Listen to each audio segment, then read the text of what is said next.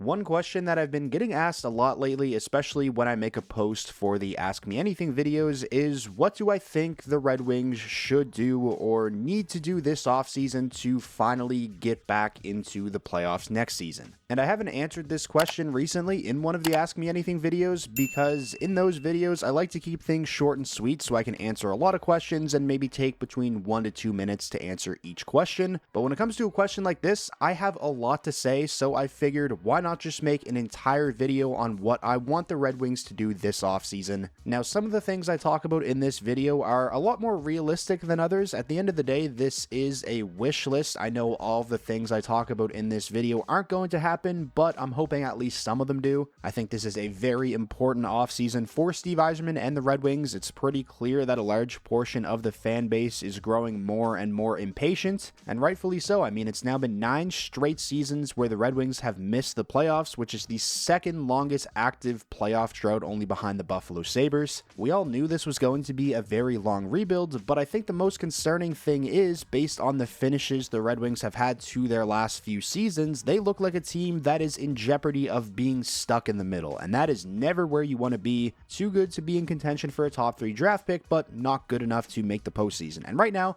that is where the Red Wings are at, but hopefully a strong offseason from Steve Yzerman can help pull the Red Wings out of the murky middle, and here are some things that I would like to see him do. Starting things off with a very obvious one, the penalty kill needs to be addressed. Not only did the Red Wings finish this past season with the worst penalty kill percentage in the NHL, it was one of the worst single season penalty kill percentages by a team in NHL history. For a team like the Red Wings to get back into the playoffs, because they're not a very good even strength team, I think it's going to be very important that they have great special teams. And this past season, one half of their special teams was really good. They had one of the league's best power plays, but at times it just felt like it didn't even matter how good the Red Wings power play was because the penalty kill was just giving so much back. Fingers crossed a full training camp and preseason under Todd McLellan can help the Red Wings straighten out their penalty kill woes a little bit, but at the end of the day, you can only do so much with the personnel that you have. So this offseason, I would like to see Steve Yzerman go out and maybe acquire a penalty kill specialist or two. The second thing that I want to see the Red Wings do this offseason is shed some dead weight. It is getting very tiresome seeing overpaid veterans dragging this team down. Even strength offense was very hard for the Red Wings to come by this past season, and I think a big reason for that is because you have guys like Tarasenko and JT Compher and Andrew Kopp, who are supposed to be the guys you rely on for some secondary scoring, combined for just 32 goals the entire season, despite the fact that those 3 guys together have a combined cap hit of well over 15 million. Now granted, Andrew Kopp did miss a large portion of the second half of the season, but still, even if he stayed healthy, I don't think the amount of goals those 3 combined for would have been very much higher. And it's not just up front where I think the Red Wings need to shed some dead weight. On the back end, their second and third highest paid defensemen in terms of cap hit per season are Ben Sherratt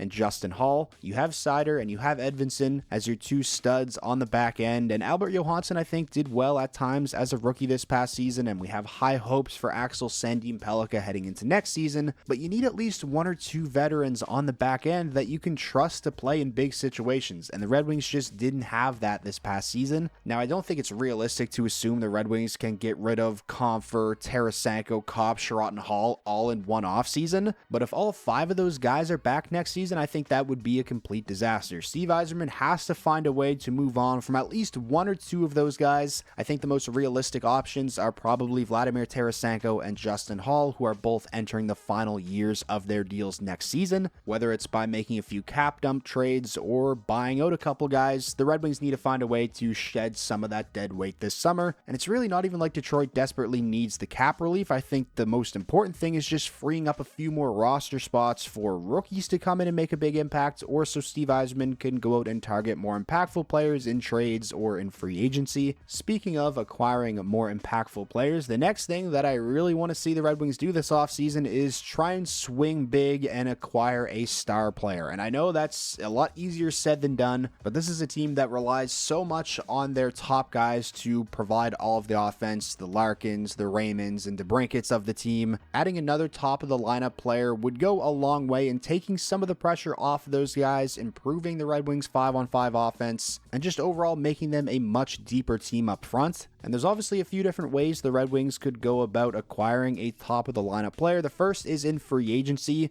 Now, Yzerman's track record when it comes to free agency is pretty spotty. I don't want to see any more signings in the range of, $5 to $6 million per season for middle six players. If Steve Yzerman is going to be a big spender in free agency this summer, it better be on a player who can come in and legitimately be a game changer. There are two forwards who are still set to become unrestricted free agents on July 1st as of the time I'm recording this video that I would like the Red Wings to target. Not both of them, but one of them, Mitch Marner and Nikolai Ehlers. Aside from those two guys, I'm not really a huge fan of this year's free agency class when it comes to forwards. Another big name is Sam Bennett, but he's one of those guys you're probably going to have to give, $6-7 million a season to, and he's not really the kind of player who can, drive his own line. He's more of a complimentary guy. That's why I think he has done so well in Florida, surrounded by a lot of the talented forwards that they have. The option to go out and make a trade is obviously there as well. I'm not going to sit here and say the Red Wings should completely mortgage their future to go out and trade for a star player, but the Red Wings are a team who already has a lot of young NHL talent on the roster playing NHL minutes, and they still have a pretty damn good prospect pool. They can afford to go out and trade a prospect or two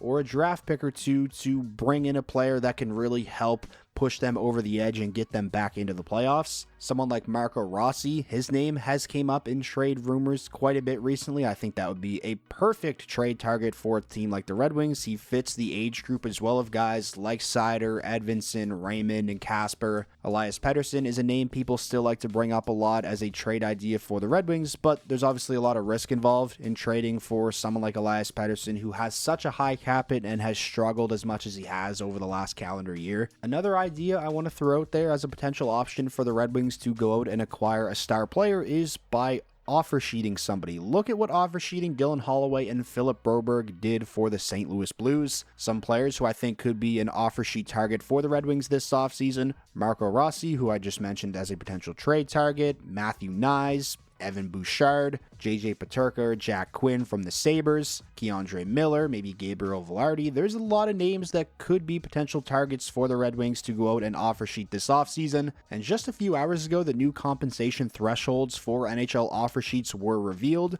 I will put a screenshot of them on the screen here. I think that $7 million to $9.3 million range could be a sweet spot where the compensation is only a first, a second, and a third round pick. You might be able to get a pretty damn good player to accept an offer sheet in that AAV range, and yeah, first, a second, and third isn't nothing, but it's not an insane amount to give up. I mean, we've seen players like Thomas Tatar and Tanner Jeannot get traded at the deadline in the past for more than this, or around the same package as that, a first, second, and a third. So those are some ideas that the Red Wings could maybe try and pursue to try and bring in another top-of-the-lineup player. Again, taking a big swing like this is obviously a lot easier said than done, but like I said, this is a wish list video, and some of the things on my list are a lot more realistic than others. Moving on now, the next thing on my list is be open to anything and everything with the 13th overall pick. Like I mentioned previously in the video, the Red Wings have a really good prospect pool still, but it's not littered with prospects that everyone expects to become superstars at the NHL level, maybe with the exception of Axel Sandin Pellikka and Dmitry Buchelnikov, who Red Wings fans have very high hopes for, but for the most part, their prospect pool has a lot of guys that are expected to be, just really solid contributors, middle of the lineup players. And with the 13th overall draft pick, unless you get pretty damn lucky, you're probably not going to get a player who becomes a superstar in the NHL. You're probably going to get another prospect who is expected to be, a solid middle of the lineup contributor, which the Red Wings already have a lot of. So if the right player becomes available in a trade, I think the Red Wings should definitely be open to using the 13th overall pick as a trade chip. Or I wouldn't be opposed to seeing the Red Wings try and trade up in the draft and put themselves in a better position to potentially land a game-breaking prospect. At the end of the day, what I expect to happen with that 13th overall pick is the most boring option, and that is that Steve Yzerman is going to just use it and draft somebody. But I really do feel like we're at the point in the rebuild where it's time to start getting a little bit creative. So we'll see what ends up happening. Again, I feel like this is a very important offseason for Yzerman and the Red Wings. I feel like next season, if the roster looks for the most part the same as it did this past season, even with the growth of young players like Seider, Edvinsson, Casper, and maybe a couple of rookies making the team like Sandin, Pellikka, and Danielson, I still feel like we're going to be in for another year of the Red Wings finishing between 80 to 90 points and drafting in that 10 to 15 range. And like I said at the beginning of this video, that is an area you really don't want to be in for too long. So that is pretty much going to wrap up today's video. That is my wish list for the Detroit Red Wings offseason. Any fellow Red Wings fans watching this video, I'm definitely interested to hear your guys' thoughts, so sound off down below in the comments. Let me know how you're feeling. What are some things you want to see Yzerman and the Red Wings do this offseason to put the team in a better position to get back into the playoffs? If you made it all this way to the end of the video and you ended up enjoying yourself, please remember to leave a like. It's the best way to let me know that you enjoyed, and it does help out the videos a ton. And most importantly, if this was your first time checking out the channel and you want more NHL content just like this all year round, be sure to hit that subscribe button, and I will talk to you all again soon.